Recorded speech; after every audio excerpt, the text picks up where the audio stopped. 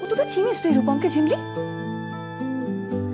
না রে ভাই, রূপমদাকে আমি অতটা চিনি না, তবে আমি এইটুকু বেশ বুঝতে পারছি যে আমার দিভাই এখনো রূপমদাকে আগের মতোই ভালোবাসে, আর তার জন্য একই রকম ভাবে চিন্তাও করে।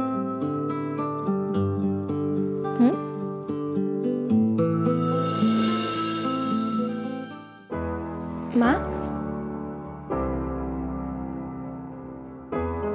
মা, আমার না তোমার একটা গুড নিউজ দেওয়ার ছিল। বল। আমি একটা এনজিওতে চাকরি পেয়েছি। ওমা, সে কি তাই নাকি? খুব ভালো একটা অফার মা, আর আমাকে ওখান থেকে বাইরেও পাঠাচ্ছে। বাইরে? বাইরে মানে কোথায়? বাইরে মানে বিদেশে, আফ্রিকার তানজানিয়ার একটা গ্রামে।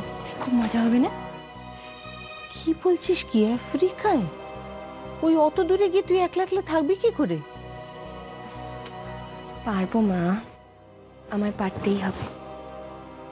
আর আমার মনে হয় এই বাড়ি থেকে দূরে, এখানকার লোকজনের থেকে দূরে থাকলে আমি হয়তো ভালোই থাকবো। এখন দেখি যে জীবনের এই পরীক্ষাগুলো ফেস করাই না খুব কঠিন, জানিস তো। আমি আমি তাই একটা ডিসিশন নিয়েছি দাদা। কি রে?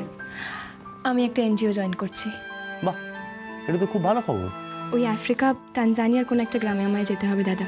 ওরা আমাকে ভীষণ ভালো একটা চাকরি অফার করেছে। হ্যাঁ, সেই খুব ভালো। এটা ডেভেলপমেন্ট সেক্টরের কাজ, মানুষের কাজ করা খুব ভালো। কর। তা দাদা, আমি ঠিক সিদ্ধান্ত নিয়েছি তো?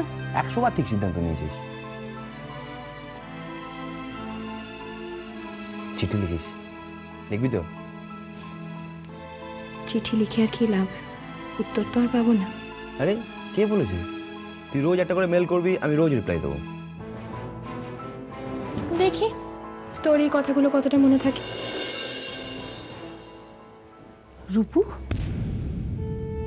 না না, শোন আমার তো কথা শোন। এরকম সন্ন্যাসিনীর মতন অত দূরে একলা একলা থাকা যায় নাকি মা?